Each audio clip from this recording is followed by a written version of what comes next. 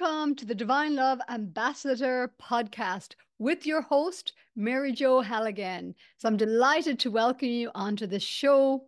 And yes, you should be able to see the video and the audio, depending on where you are watching from, on Spotify and other platforms, plus our YouTube channel. So do look up Divine Love Ambassador YouTube, join our YouTube channel, our Facebook group 2022, Divine Love Ambassador, and of course, yes, Divine Love Ambassador podcast. So delighted to have you wherever you are finding this conversation.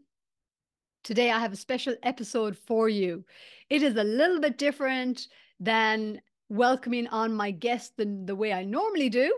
Today, my guest, the recording of myself and my guest, a pre-recorded session that I'm going to go into here in a moment, is a quantum healing hypnosis session. So for anyone unfamiliar with quantum healing hypnosis, it is a modality to facilitate. For example, I'm the facilitator to facilitate my client to drop from beta brainwave to alpha brainwave into theta brainwave state. So every night we move from beta to alpha, theta, and into delta is sleep. And every morning from delta to theta, and we're kind of groggy and coming out of it. We remember our dreams and then we kind of lose them a bit in alpha. We still kind of have them in alpha. And then once we get into beta, we brushed our teeth, had our shower, we're ready for the day, we're in beta, and we're like, what was I dreaming of? So that's the kind of state that Steve is in. So kind of like a dream state or a trance state. It's different ways that we'll, that it's called, or that are different ways you can kind of relate to it. So yes, Steve Halligan, whom was my guest on episode 2, where he shared about his passion for endurance cycling. He goes in quite easily into the quantum healing hypnosis with the QHHT sessions. He goes into trance quite easily now. We've done many over the years. If you're not familiar, Steve is my husband, is my partner. And just a few weeks ago, in the same race that he was sharing about his passion for endurance racing in the episode that we did, he actually had an accident on his bike where he came off. He, yes, basically he smashed into a rock and he had to be helicoptered out. So it's been a big month for him. It's been a big month for us both. I'm sure it's been a big month for each and every one of us. We'll all have our stories of interesting opportunities, well, challenges that we can get to transform, we can get to allow to become our opportunities. So I love that affirmation or, statement: transforming problems into challenges, transforming our challenges into opportunities. So we really do get to up-level ourselves so much by shifting our perspective and perceptions and how we orientate. Do we orientate from fear? Do we orientate from love? Do we keep our heart open and move into surrender of what is and really open up to the journey? Or do we put up our fangs and get resistance and get into conflict and really push against life and whatever is being presented to us, fight it really. So there's lots of that happening in the world as well. And yeah, we allow for it all. However, where we have true control is within our own energy fields.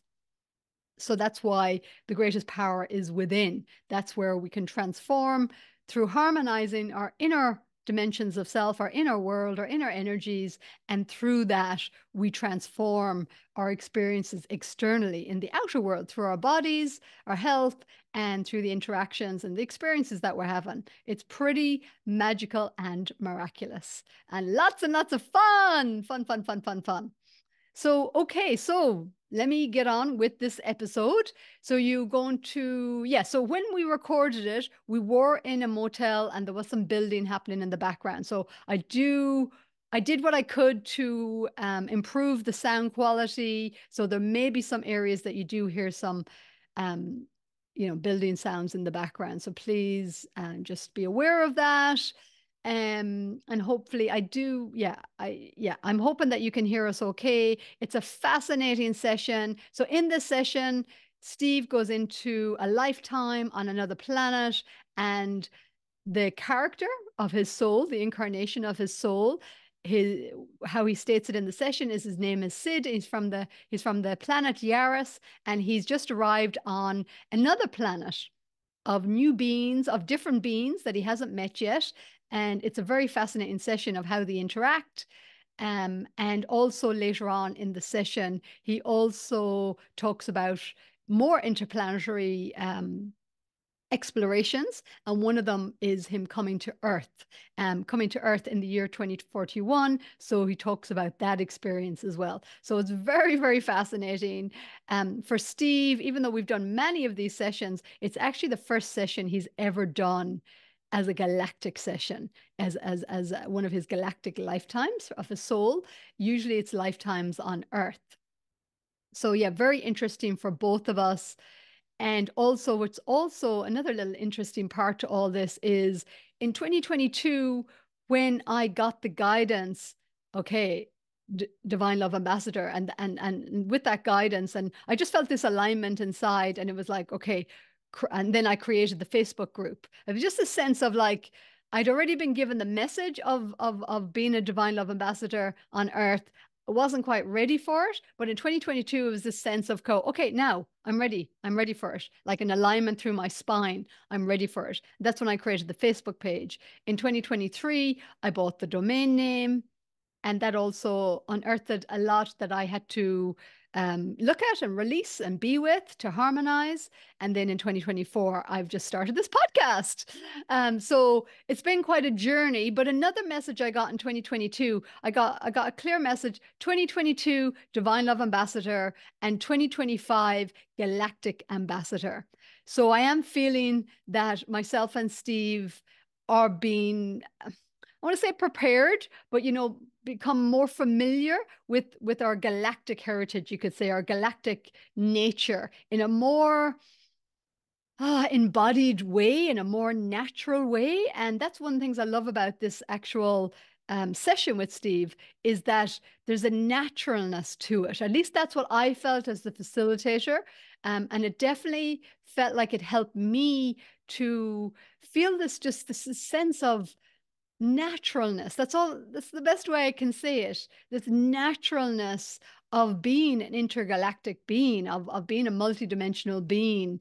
Um, we can know something, and then there's just a deeper comfortability with it and familiarity with it and acceptance of it. So it does feel like this is beginning to prep us for what's ahead in 2025, and more people and channels are discussing the potential for in 2026 that there will be bigger disclosures galactically of of more and more of a understanding that we are there's many races among us, and that our heritage is actually more galactic, and our DNA, we have DNA energies from many galactic races. So again, as we go within and we become more familiar with our soul essence, our soul multidimensional nature, then instead of going into fear when we come across the diversity of different beings, whether it's on Earth, even within our Earth human family, but we can expand that into galactic beings as well. So yeah, so that's my little intro for this session that I'm going to share with you now. And yeah, I hope you enjoy it. I trust you enjoy it. And I would love to hear any comments, any feedback. So please do write how you found it, what resonates. And again, please just take what's helpful, leave the rest. Just know that we're all incredible, unique soul creational beings on this planet, multidimensional beings. And yeah, really, you gotta tap into your own discernment, what's helpful, leave anything that's not helpful, that doesn't resonate. Just be curious, just be open. And that's, just be curious, just be open. That's really all that's required.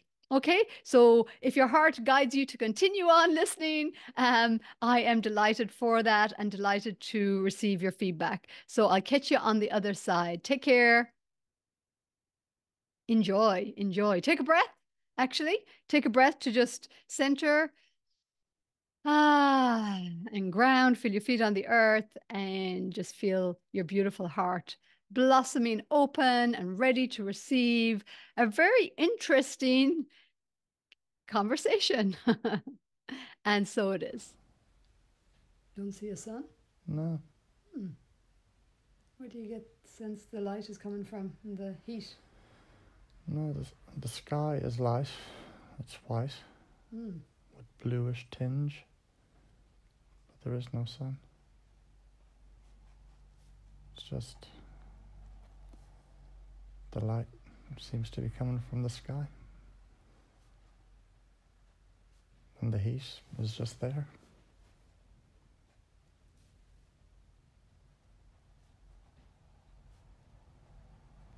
As you look around you, is there any other beings there with you? Anybody else? Or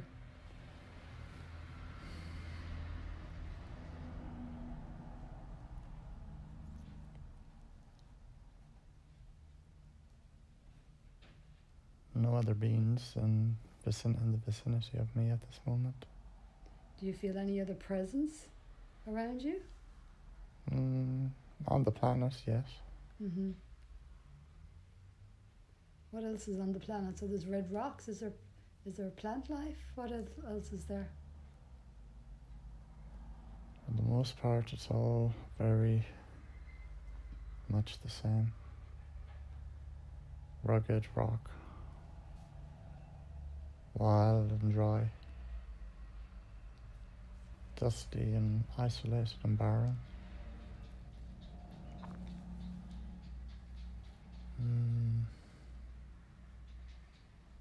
What does it feel like to be here in this environment?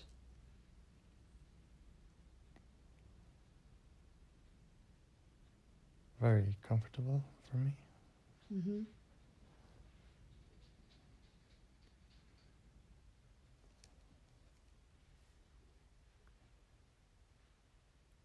Because I come from a planet close by. And how do you spend your time here? What's the purpose?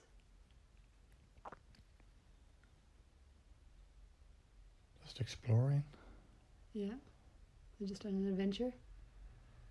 Looking for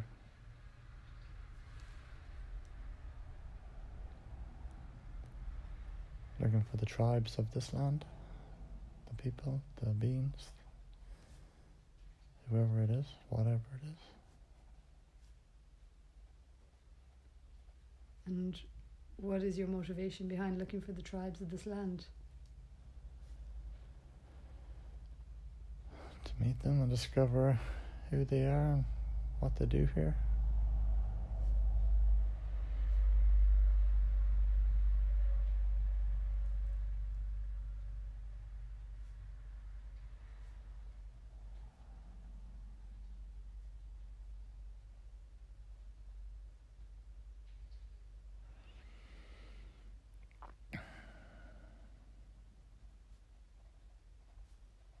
And those on your own planet where you come from, how do they know you? What do they call you? Or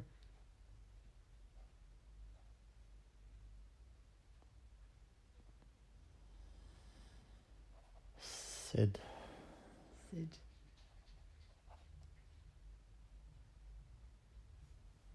And how is Sid known? Who is Sid on where you're from?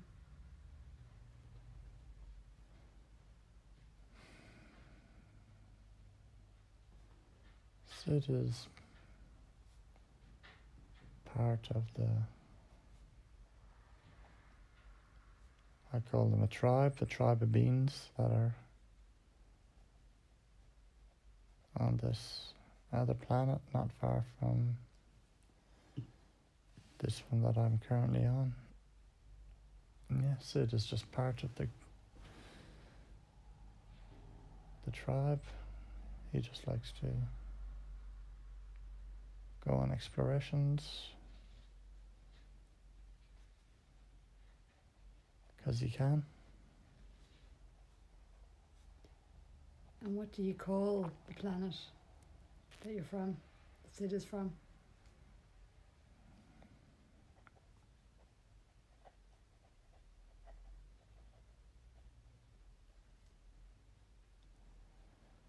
YARIS. YARIS.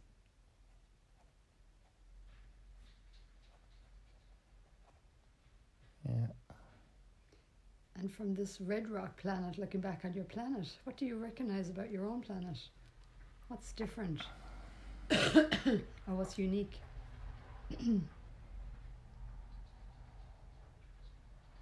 It feels more hospitable.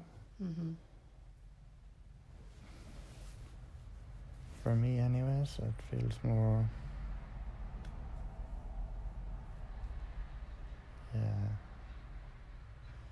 more appealing. There is plant life. Yeah. Very lush and tropical.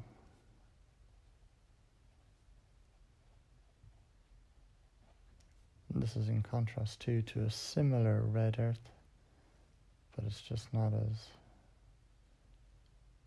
dusty and dry. There's more foliage and green. That makes it look really spectacular.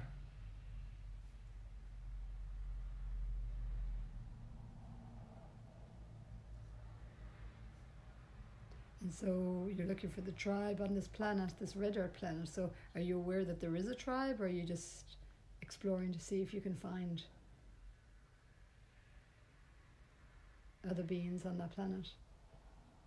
Yeah, I've heard there's other beings on this planet for sure. Mm-hmm. Okay, so now let's close that scene and let's move forward to where you meet these other beings. Be there now, describe what is happening.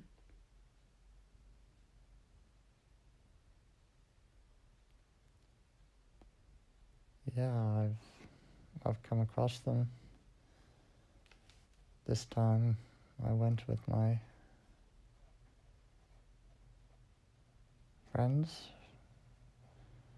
We landed in a different area, and yeah,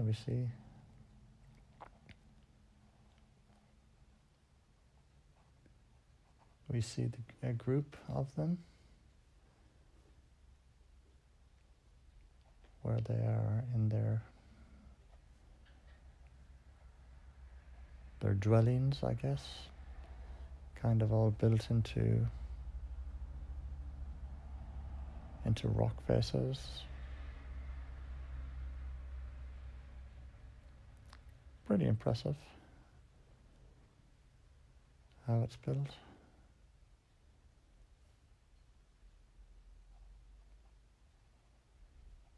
There may be 100 or so there. And how did they respond when they see you in your group? Initially surprised, but not defensive, really. Communication happened in a language that they both understand.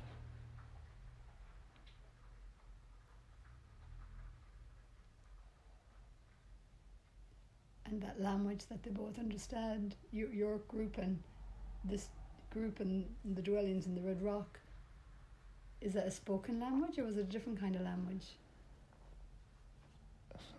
It's vocalized. Mm-hmm. Yeah, it's a spoken language. It's kind of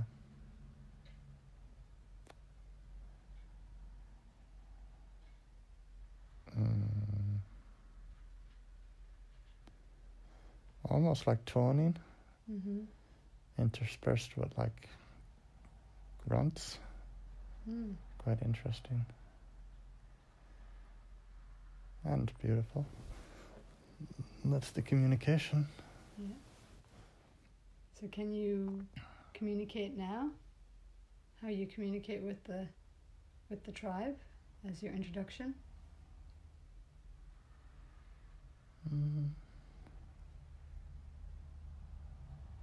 using that language.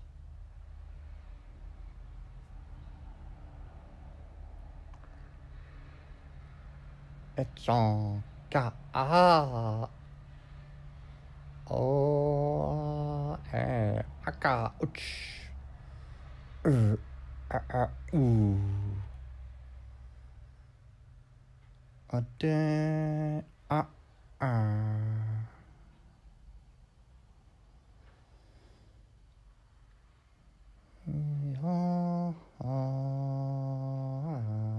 you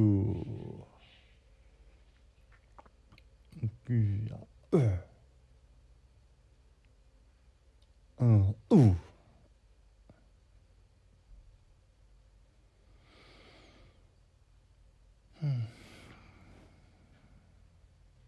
And translating that to English, what does that translate as?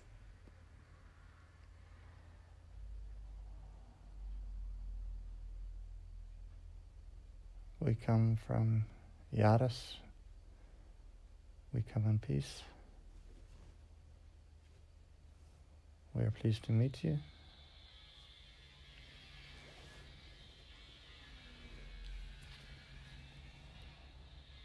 Can we communicate with you? What was the last sentence? Can we communicate with you? And what did they respond to that? They agree. Yeah.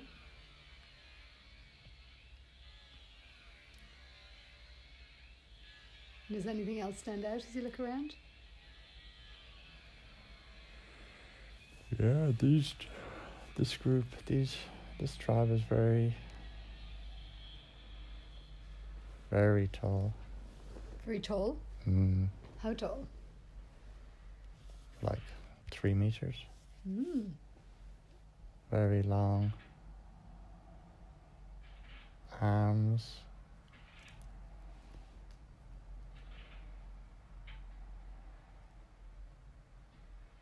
Their hands are just very long, 3 finger-like things. Fingers. 3 arms, or long arms and 3 fingers? Mm. Yeah. And long, slender bodies? Yeah. Does it have a colour? What colour is their body or their skin? Or do they have skin, or do they have, what do they have? Yeah. It's a skin of sorts. Does it have a colour? Yeah, light greenish. Greeny blue. Yeah.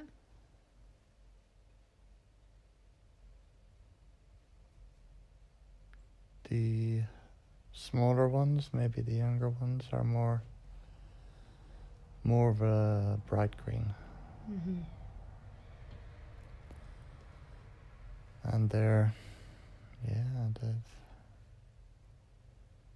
heads are quite big. Describe their heads to me. What does it have? Eyes, nose, mouth, Yeah, ears? very big eyes, big pupils.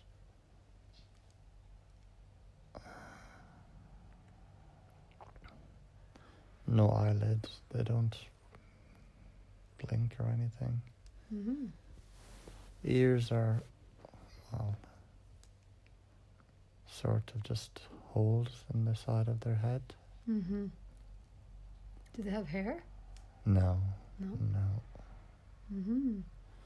But yeah, quite big head. It kind of protrudes at the back a bit. Very slim nose with 2 holes, nostrils. And what do these people call themselves? These people are called Numerati. Numerati? Numerati. Numerati.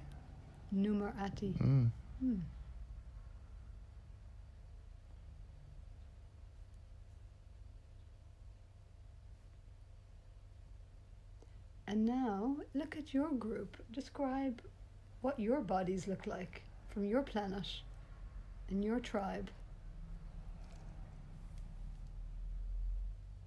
Yeah, so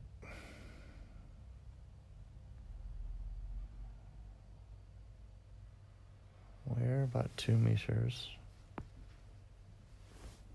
tall, quite tall. Also long arms, but we have 4 fingers. Do you have any thumbs? Well, yeah, actually, it's a thumb and 3 fingers. Mm-hmm. But we wear these clothes, like cotton clothes, Mm-hmm. and footwear.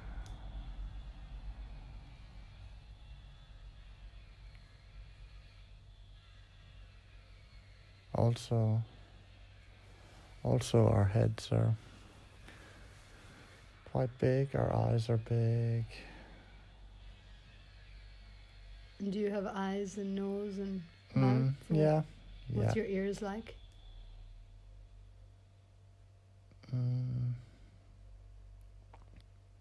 Kind of like human ears, but smaller. Mm-hmm. And kind of rounded, not elongated. Mm-hmm.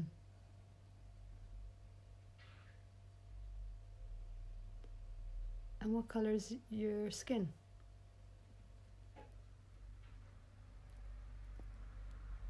More like orangey, yellow, light. Orangey yellow skin. Light color, yeah.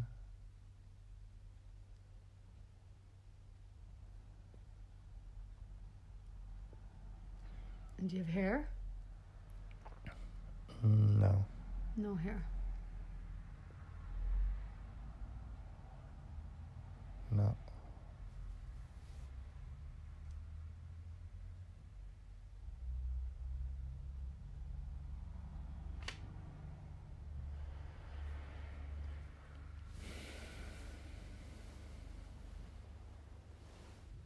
And when you meet these Numerati tribe, did they tell you that they've met other people or other beings, or are they used to people visiting their planet, or is this a first? No, they've met other tribes before from other planets, and they've also met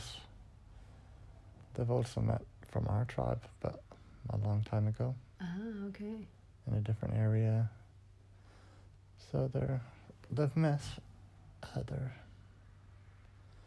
other beings before on their land. And ask them, how do they spend their time on their planet? What do they do? How do they spend their time each day? What's their focus?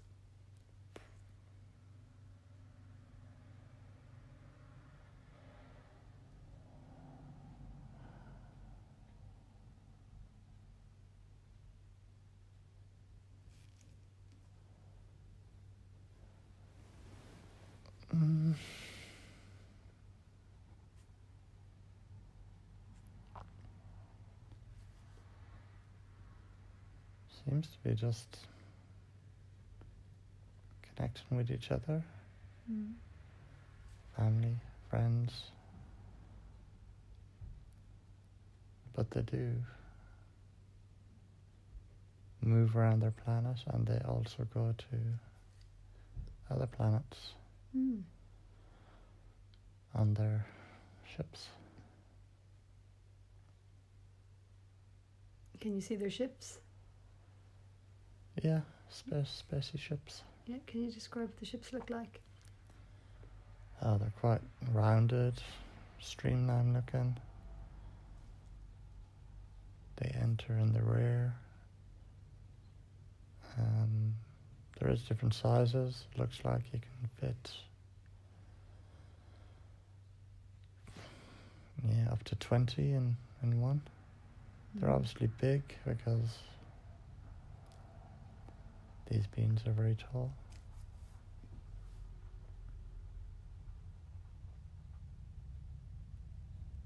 Kind of like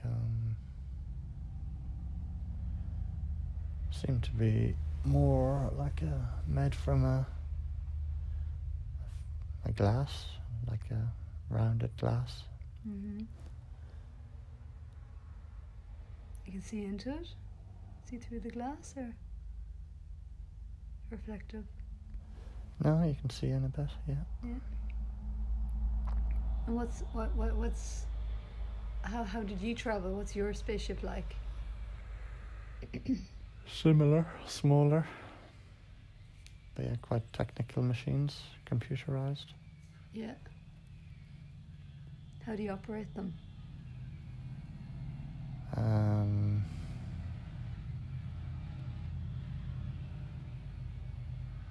Yeah, there's just like a driver. It's got this control lever. There's buttons and lights. Yeah, just for pressure adjustment and power release.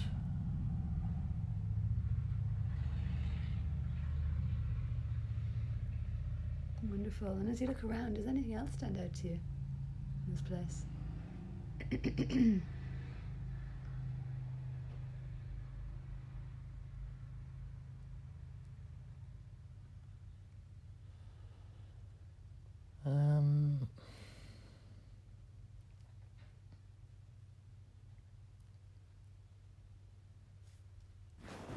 Pretty beautiful. The sky has changed now to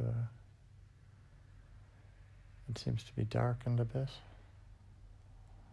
And the whole landscape is different shades of red and orange with the different lights from the sky.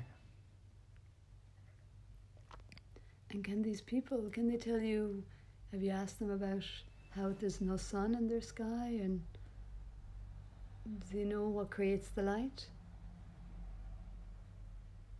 Where it's coming from? Haven't asked them. So go ahead and ask them. Speak in their language.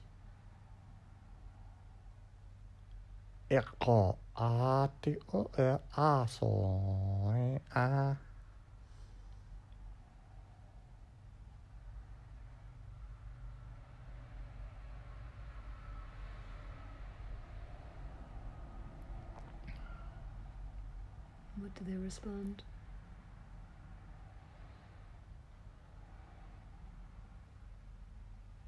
The sun is there, but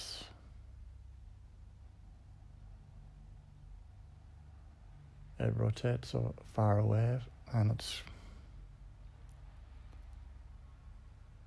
not seen from here because other planets are in the way, even with all the rotation. Sometimes you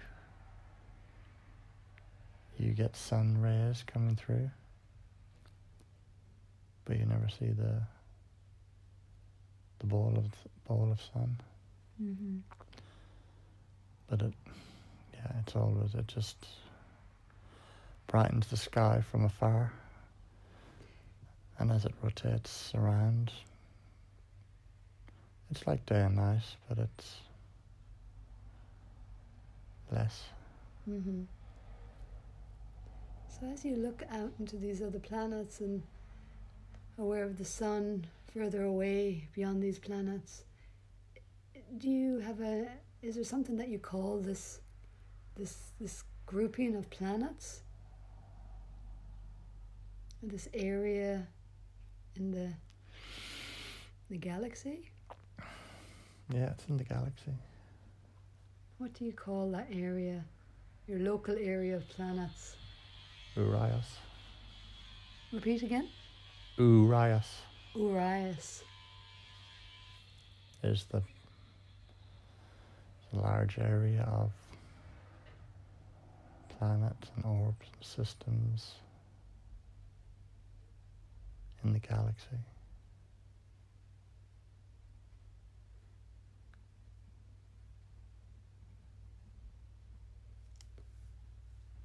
And as you look out, have you travelled to many of these other planets?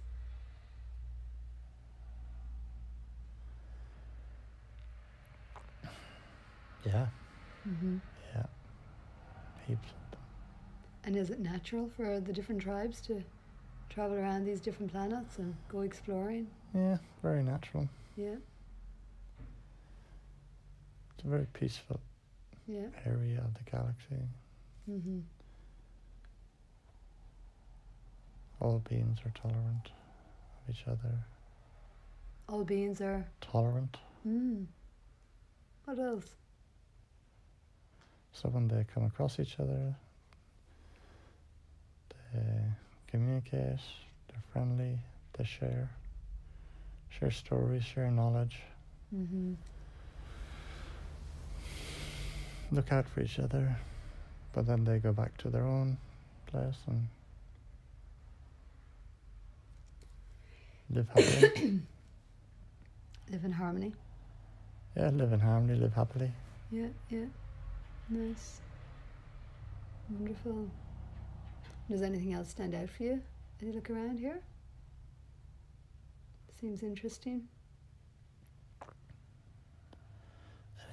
Anything else that seems interesting? As you look around with these people.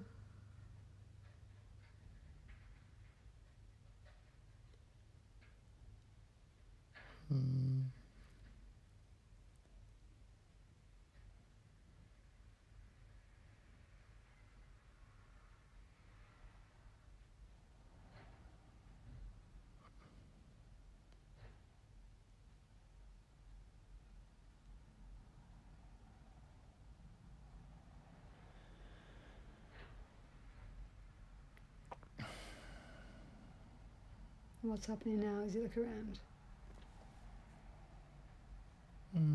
Yeah, they're all gathered.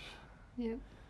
In a group of 100, just looking at us, and we're just there, just having communications. Yeah. Getting ready to go back, I think, to the new car planet. Wonderful. Okay, so let's close that scene and go ahead and go back to your own planet. And as you're coming into your own planet, I want you to describe what it looks like. Be there now, describe what's happening.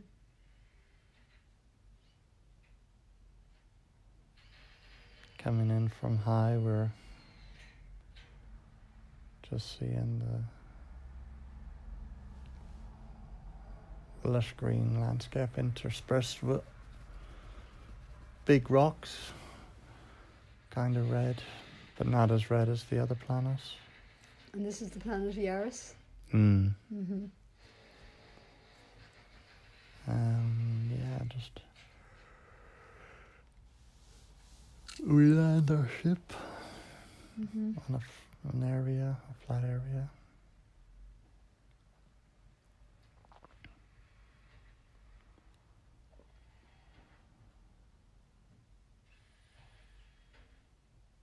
What happens next? What's your focus now that you're back on your own planet? Just to come and see my fellow beings.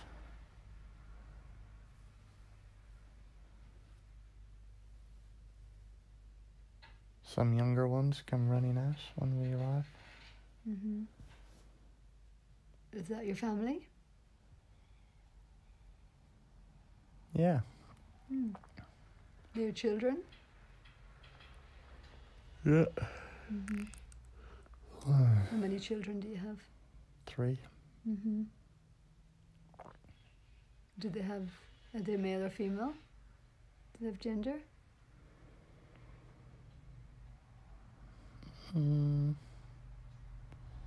Yeah, there is gender. 2 male and 1 female.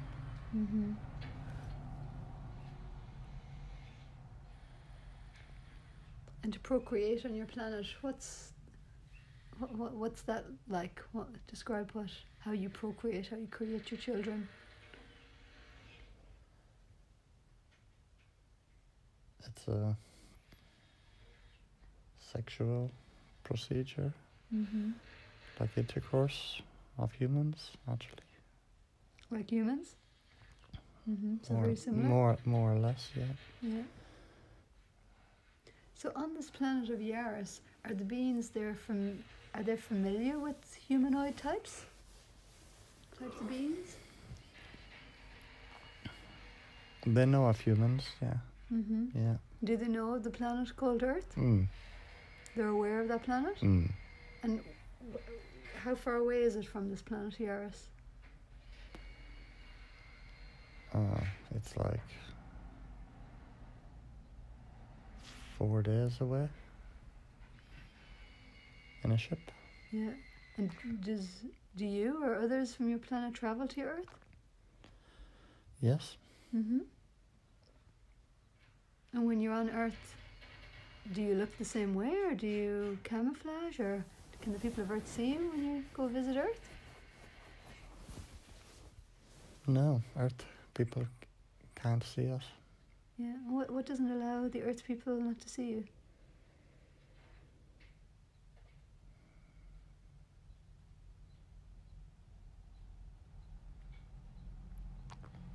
Some do, but most don't. They're not open to it. And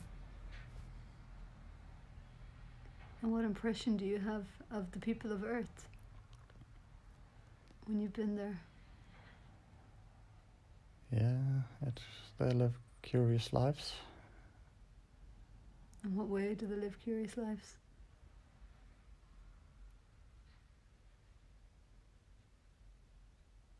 Just their construction and their infrastructure and their modes of travel. And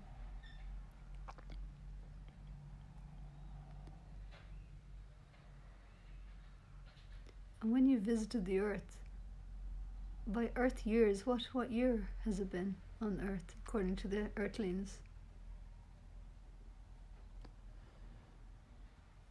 When I visited, it was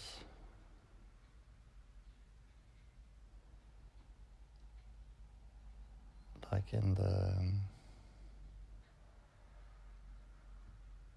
the 21st century.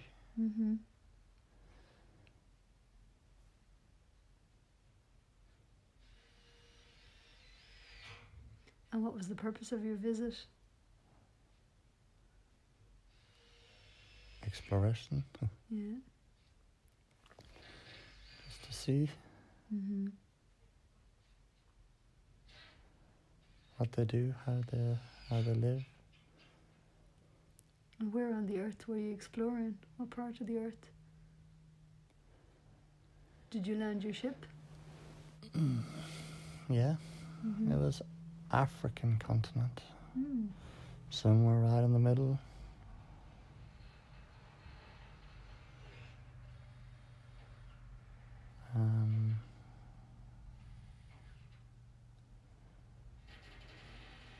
We landed rural, but we went to in and around through villages. Nobody seemed to notice us in these parts. That must have been very interesting to be among these people, and yet they couldn't see you, but you could see them. Yeah. What did that feel like?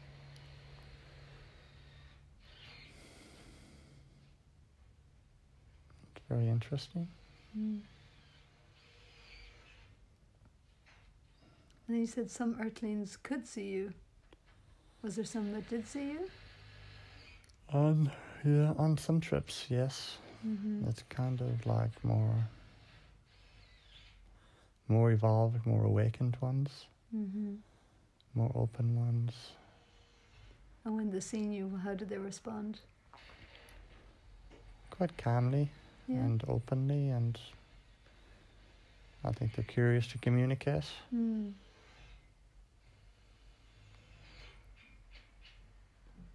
what is the best way for them to communicate with you?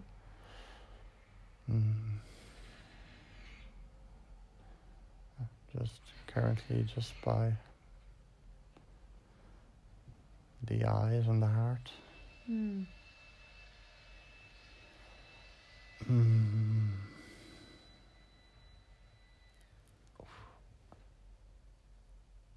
to go for a wee. Okay.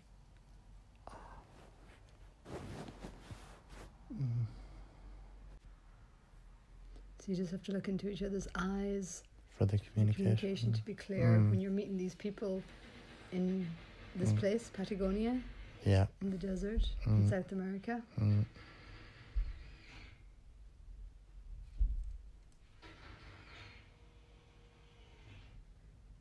And so as you're with them, what do you do there?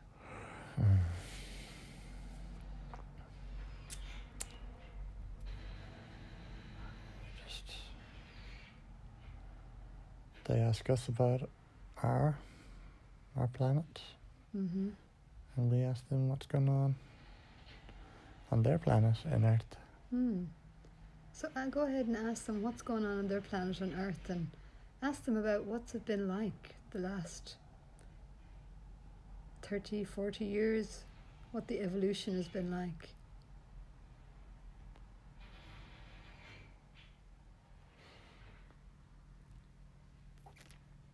And what do they share with you?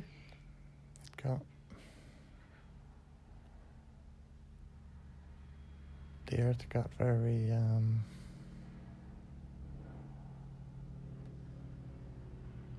repressive. Repressive? And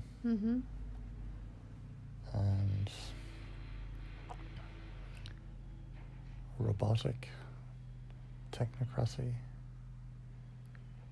Technocracy? Created a lot of tension. Hence why this community went here to escape.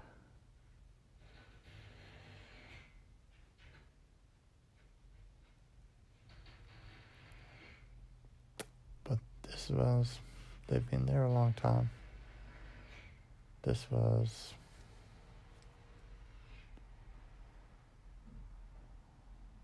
20, 30 Earth years past.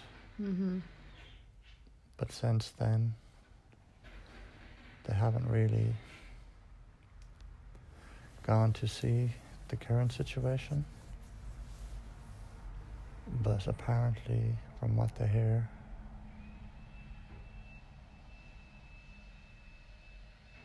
the Earth is coming back to a more peaceful state. So in 2030, it was at the highest point of the kind of repressive robotics?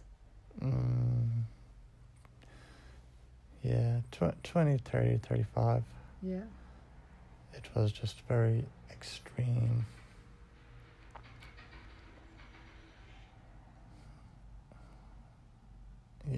Extreme fighting for control of the robots and the artificial intelligence. And what happened with it, according to them? Well, it just became so controlled. The humans were controlled. Very controlled. By the technology?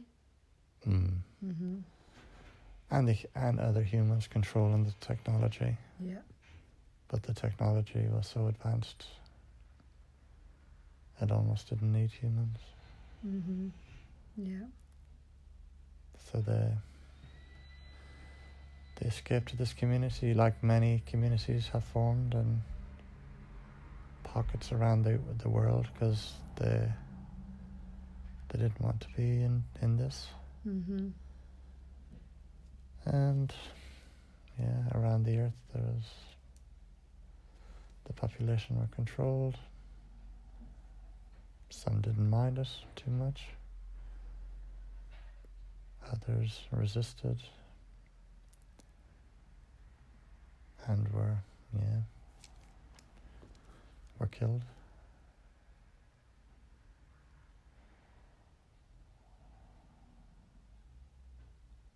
So what changed then, if it became very controlled with the AI and the humans controlling the technology and technology getting smarter and controlling the humans?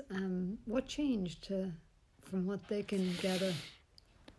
that's allowing the earth to come back into a greater harmony now?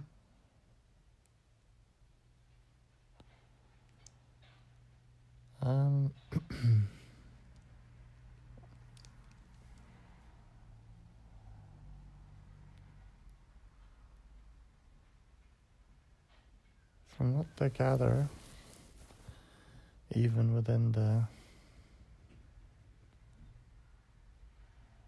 robot advances and the AI, there was power struggles between those, Mm-hmm. and they even fought.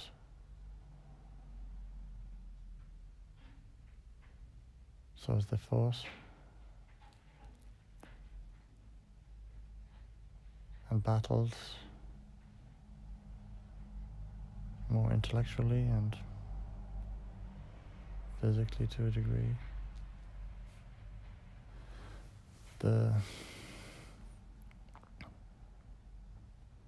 some of the conscious humans that remained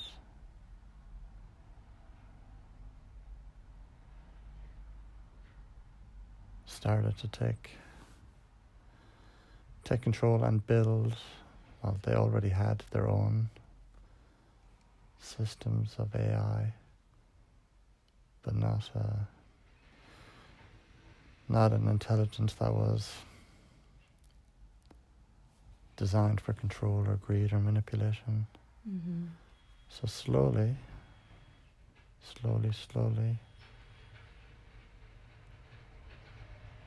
they became more prominent, and the old systems that were fighting amongst each other petered out. Mm. And gradually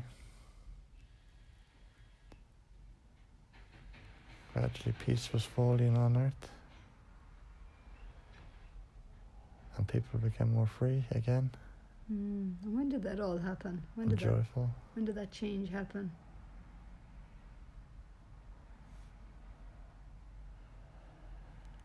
2040-ish. Mm. So the time of most control and manipulation was 2030 to 2040?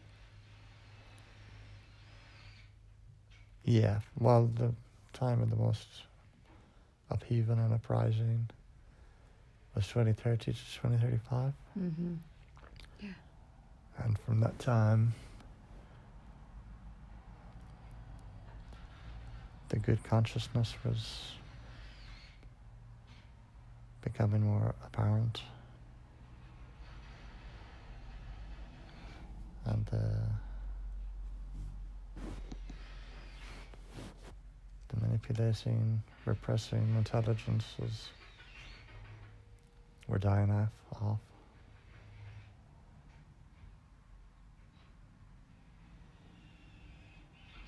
And as they look back at this time and just in general humanity, what becomes most apparent?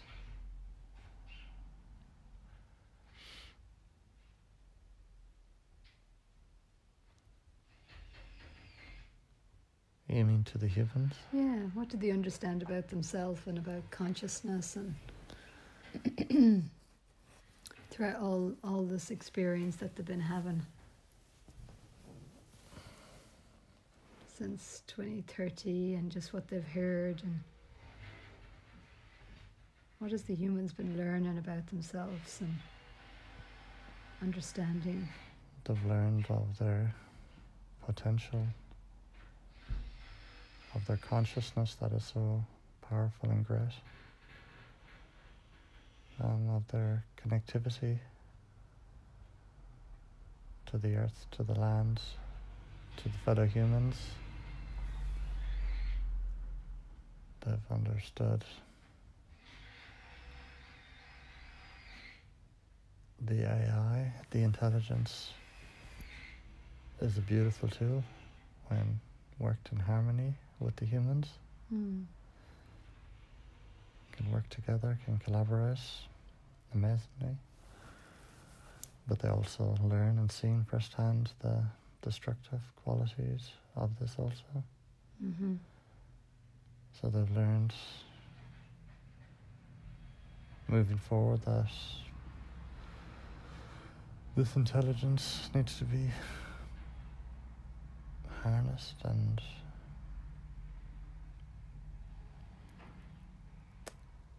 grown Mindfully, consciously, mindfully and consciously, because yes, it's not a human consciousness. There's nothing like the human consciousness. Mm-hmm.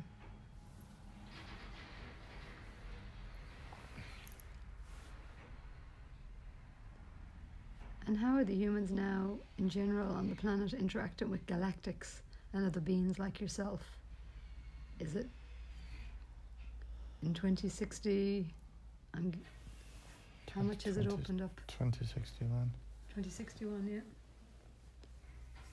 Yeah, more and a lot more now. Yeah, a lot of the communities that escaped were kind of reluctant to return and intermingle until they were for sure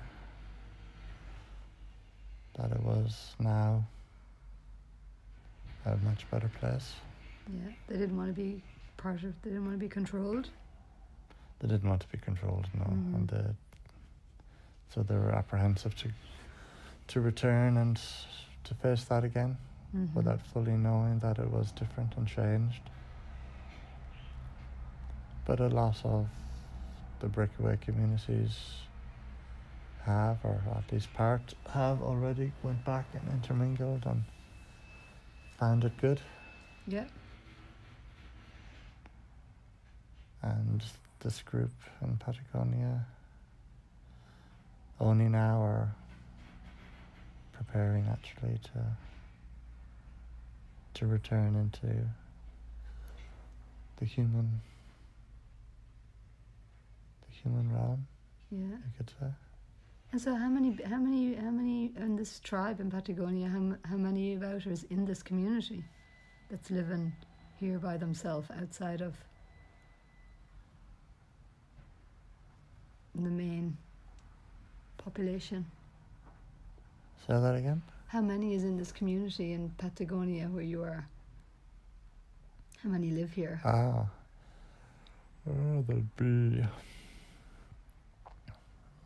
300 or 400. Yeah, so not that many.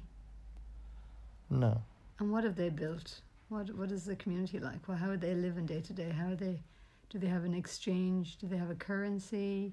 What are they eating for food? Yeah, it's just all collaboration, sharing, growing food.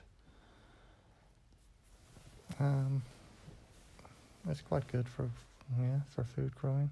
Yeah. Do they grow their own food on the earth? Yeah. Or do they have special places to grow food? No, they grow it within the region. Yeah. So the soil is still... Only in the good summer weathers, but they save it for the winter.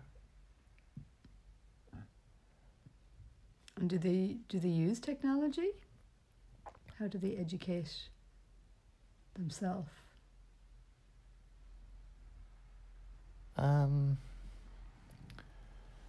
They do have technology, but not as advanced as it has become, because they've been isolated. They haven't had access to it. So I guess that's why they took all these years to really get to know what Earth is like now, because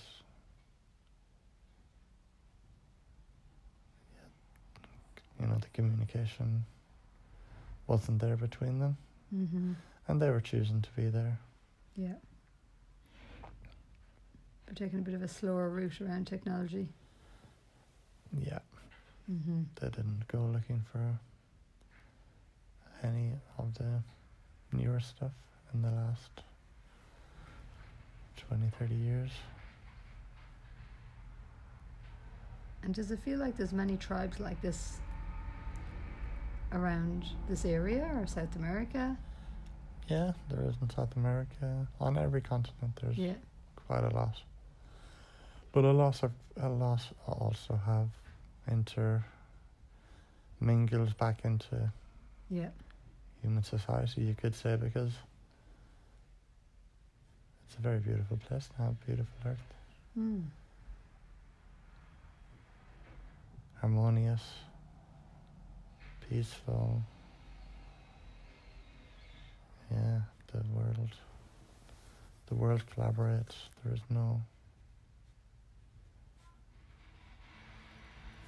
no controlling organizations, not even governments. There's leaders.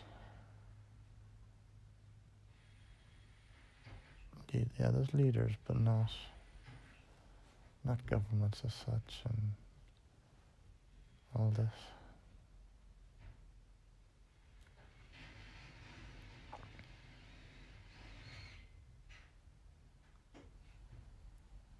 Wonderful. So now let's close the scene and let's continue on your journey on Earth, and just as there's move to another scene where something of significance is happening, to help understand what's happening on the planet, and just planet from the place of knowledge and insight. Be there now. Describe what is happening.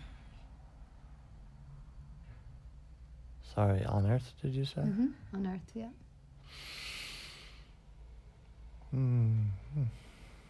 Yes, it's 20 years later. So 2081? Yeah, tell me what's happening now.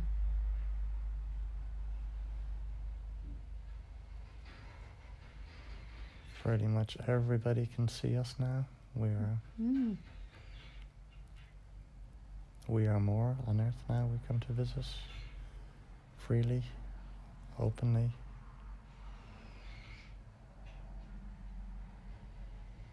The humans and us are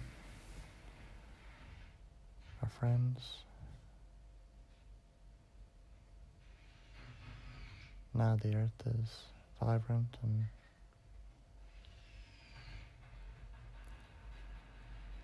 unpolluted. People care for the Earth. They don't destroy it.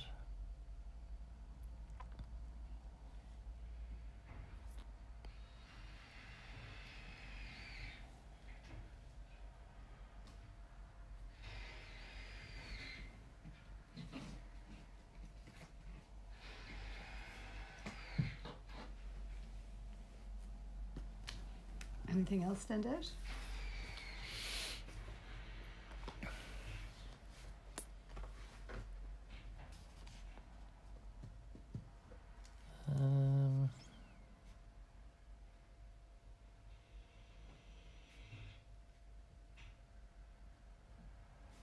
Yes, in places it's very,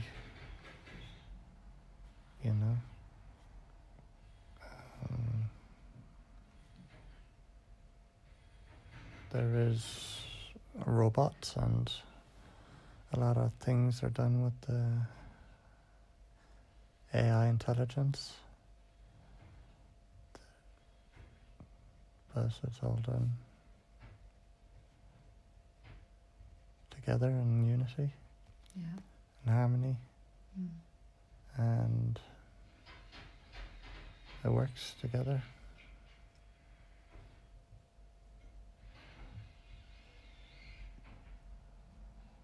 Wonderful.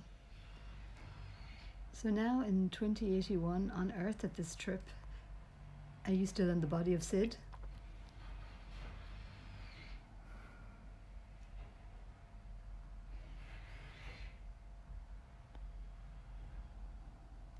Yeah.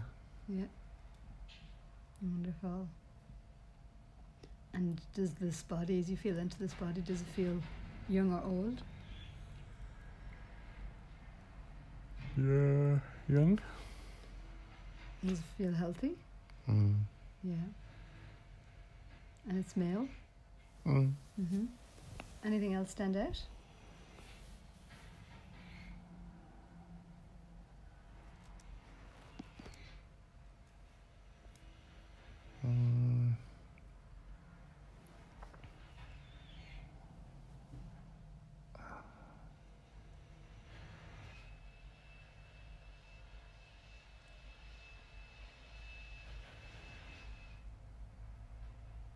No?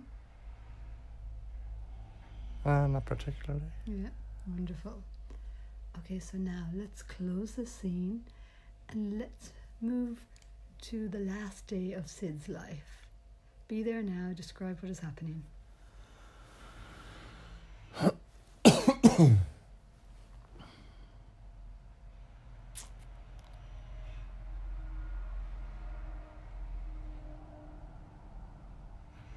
What's happening on the last day of Sid's life? Sid is passing away peacefully. He's passing away on Earth, actually. Tell me more. Did something happen, or is it? No, he continued to go to Earth and spend a lot of time. Like a lot of time. As much time there as on YARIS. And what year is it now on Earth? 2192.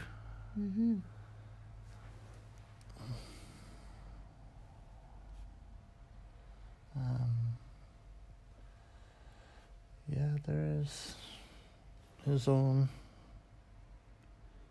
tribe are there. There's humans there. Nothing happened. It's just transition time for Sid. Yeah, it's peaceful. Everybody knows it's transition time. There's an acceptance, a lot of gratitude and love. It's very, very special. Wonderful. So now Sid taking his last breath. Sid is out of the body, and from out of the body you can look back at that lifetime. Every life has a purpose and a learning. What was the purpose and learning of that lifetime for Sid? It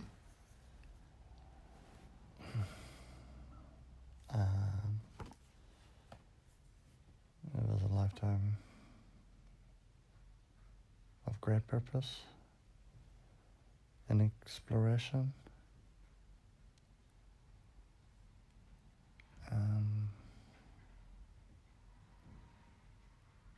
Adventure.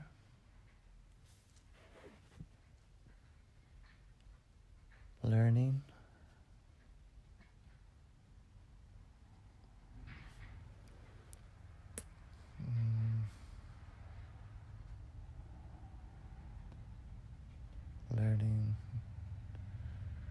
Learned by human consciousness. Learning about artificial intelligence, other planets.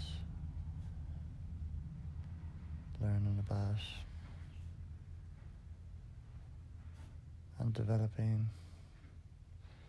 new skills and telepathy and communications and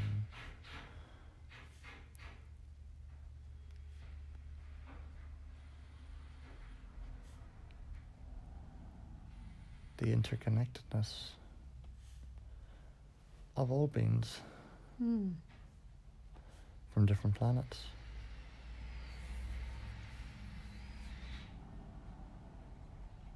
Great learnings of just a peaceful way.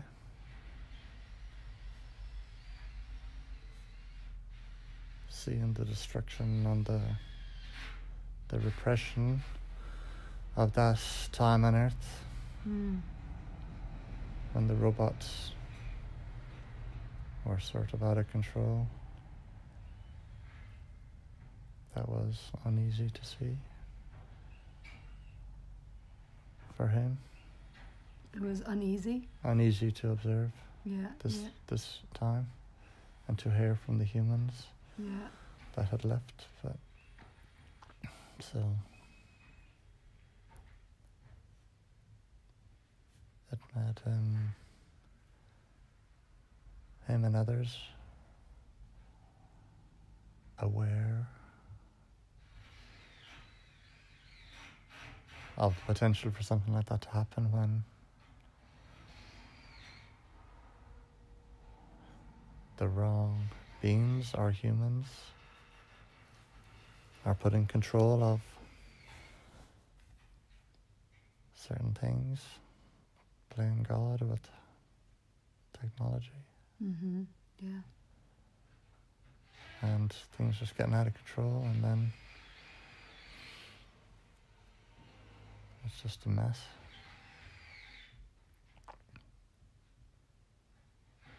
Mm-hmm. So a lot was learned in that lifetime. A lot. Wonderful. So now begin to drift and float away from that lifetime. Now I want you to place both your hands on your heart and become aware of how your chest follows the rhythm of your breathing in and out. Breathing up and down. Making you go deeper and deeper into hypnosis as you continue to focus on this. Now tell your ego to step aside and to remain passive through the rest of the session, because we don't need it for this work. Take a few deep breaths and imagine that you are breathing through your heart. Breathing in through your heart.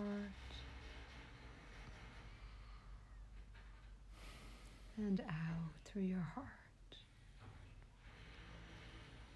Breathing in through your heart.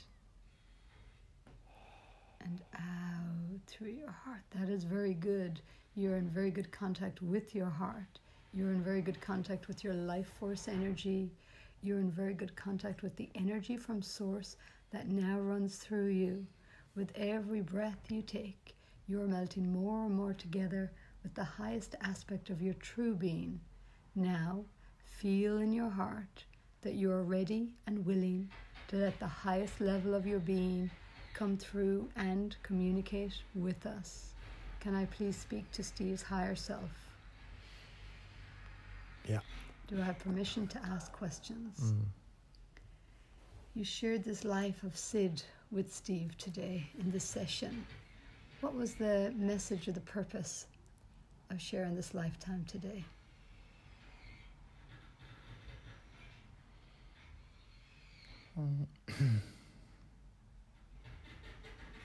What's the learning or understanding?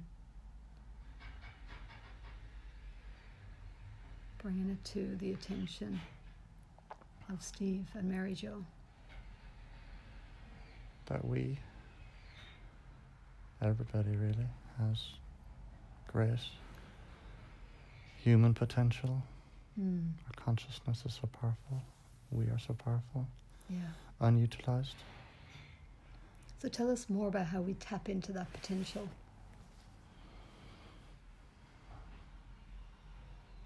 Knowing what you know from the life of Sid and observing the human consciousness over all those years, how did humans start to learn to tap into their potential? And how can they do that? Just by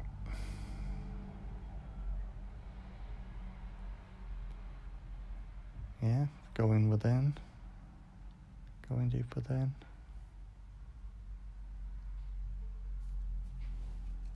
Introspection.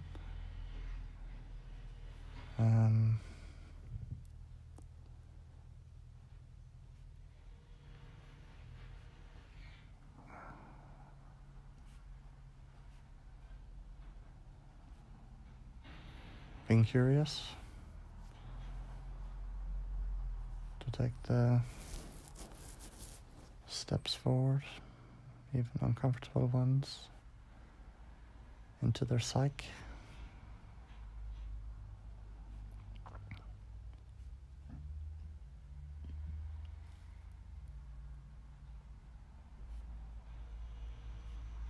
And what advice do you have for Steve in this time on Earth, in the year 2024, as he navigates the healing of his leg? What is the opportunity that is presenting him to tap into his human potential? And how can he tap into this even more? What's required?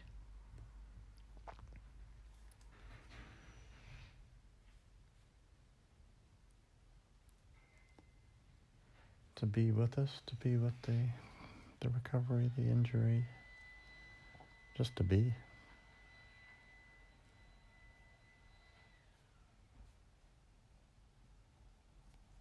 Meditate. And he will get guidance through that. So you get guidance through meditating and just being? Just being, not being in the head. So being in the heart and the body and the moment? Being in the moment, being in the heart, and being open, and trusting, accepting, surrendering.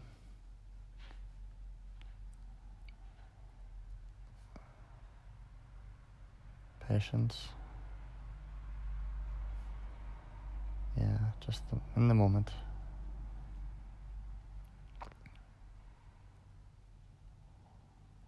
And yeah, he will gather more insight through this process that will be impactful for the future, for his life. What kind of insights will he gather through this process?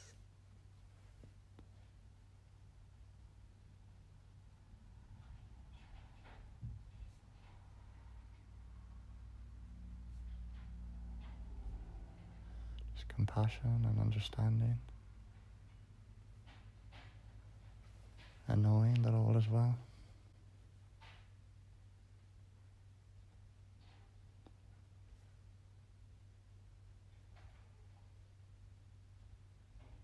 And trusting and healing. Self-healing too. Being able to speed up the process through positive mental attitude. Okay, so that was the session with Steve speaking on behalf of Sid. Another incarnation, you could say, a galactic incarnation of his soul, his higher self, on the planet YARIS. So I hope you found that pretty fascinating at the very least, and maybe insightful, and found some resonance and insight for your curiosities to ponder and be with. Okay, my dears. So thank you so much for tuning in. Thank you for being here with us. And thank you for your presence and your openness to receive this recording, to receive this podcast, to receive these messages, and to receive the resonance. So thank you, thank you, thank you. And yeah, please do follow the podcast, Divine Love Ambassador, on Spotify. Please do subscribe to our YouTube channel.